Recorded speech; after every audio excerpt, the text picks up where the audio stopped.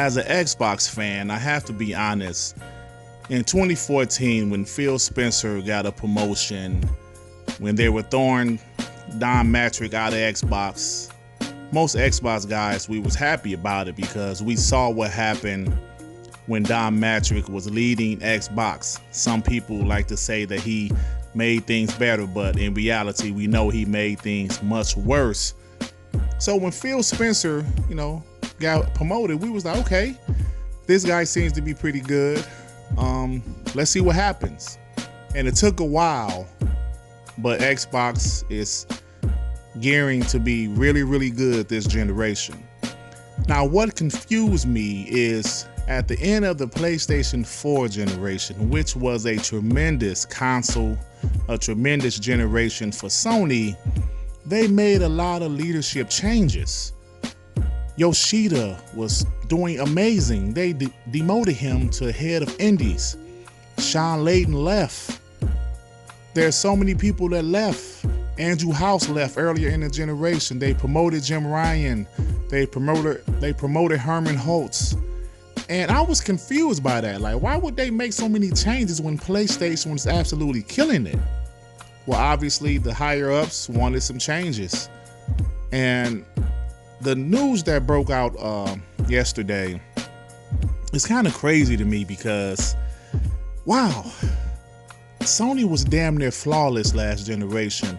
And early this generation, there seems to be some stumbles. Vice versa from Xbox. Xbox had tons of issues last generation. Now, while Xbox is not flawless, nobody is flawless, they've been much better so far this generation.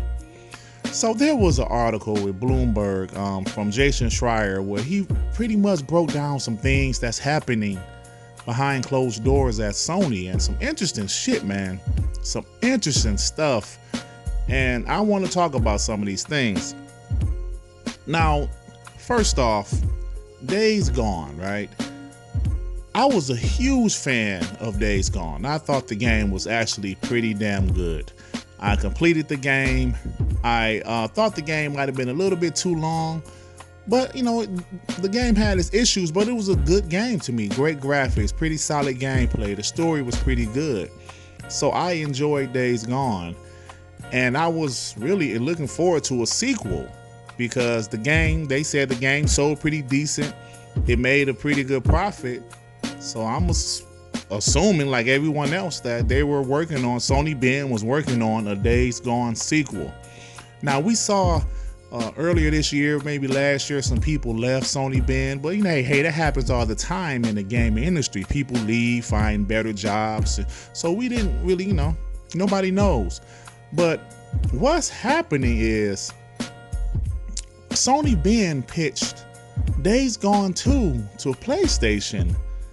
And, PlayStation pretty much turned it down. They turned it down.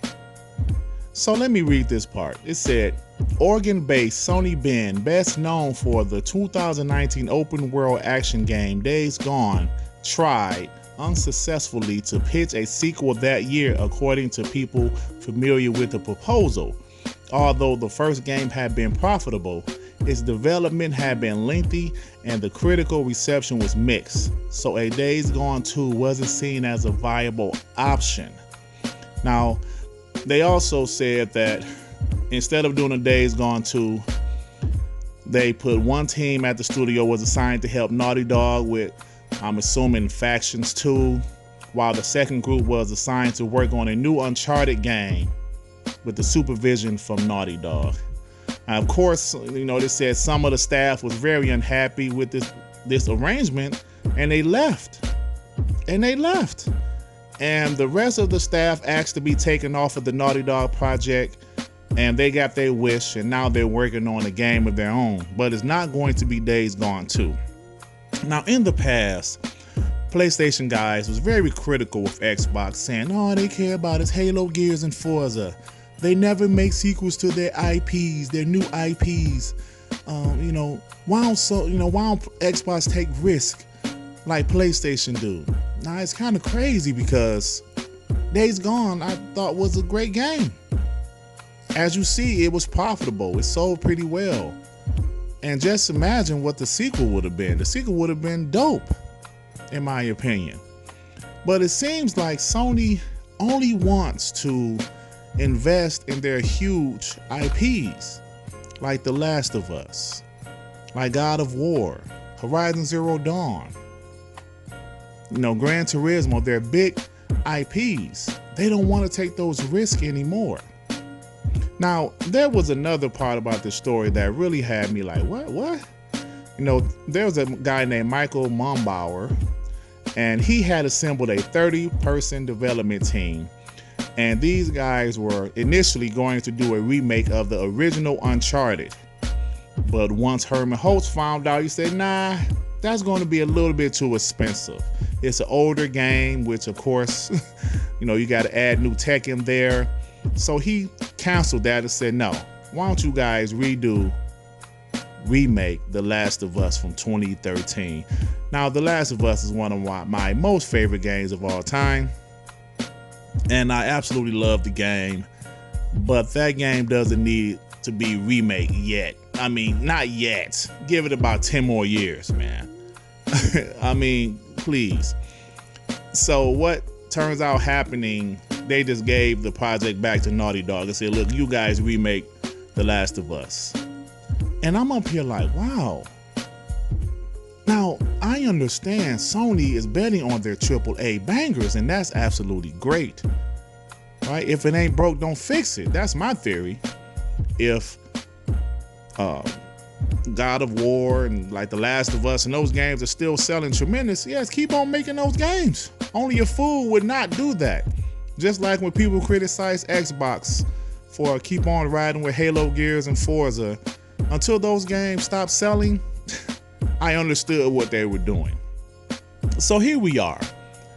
A lot of people is upset with PlayStation for remaking The Last of Us. I would have preferred for them to remake the Uncharted game, the first Uncharted, but they just didn't want to do that, man. And these games are super expensive to make, and Sony want to make sure they're going to get their money's worth. They don't have an Xbox Game Pass type of service. They just don't. They have PlayStation Now, of course, but we all know that's not like Xbox Game Pass. There's no day-and-date exclusives in there. There's no day-and-date big third-party titles in there. So yeah, they only have like 2 million subscribers, while Xbox Game Pass is most likely at 20 million subscribers. And I always tell people, these big AAA games are super expensive, and if they don't sell well, these companies take a big hit in the pocket. Now, a company like Microsoft, they can afford to take those massive hits in the pocket. Sony, not so much. We all know how Death Stranding didn't sell too well, and Sony was kind of pissed off about it, to the point where Kojima is rumored to be working with Microsoft for his next game. Sony is not in the business to lose money and not recoup their investments. They want to recoup their investments like any other company, of course. And like I mentioned already, since they don't have a Game Pass type of service where they're getting that reoccurring revenue monthly, they don't want to, take those chances anymore. And it appears that the smaller games are something they're not interested in anymore. Those smaller games, those knacks, those other smaller guys, I can't even think of some of the other ones. They don't want to do it anymore. And even the big AAA game like Days Gone, they said, nope, making a sequel will be too much of a risk. So it's crazy, man, to see what's going on with PlayStation.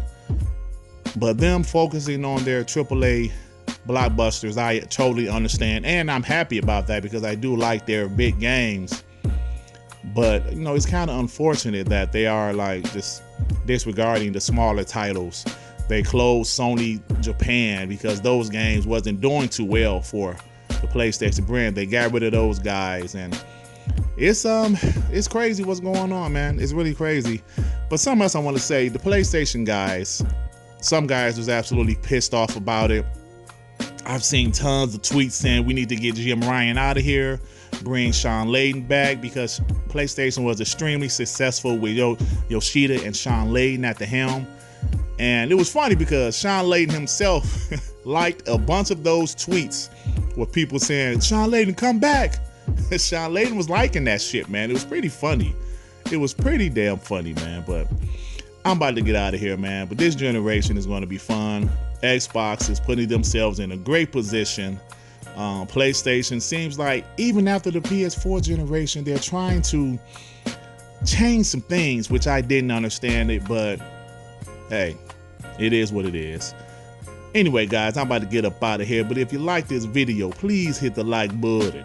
If you happen to stumble upon my channel, you think I'm decent enough, why don't you subscribe? And if you subscribe, hit that notification bell to know that my black ass is doing some new content, baby. All right, everybody. Peace and love. Peace and love. Shit. Damn, man.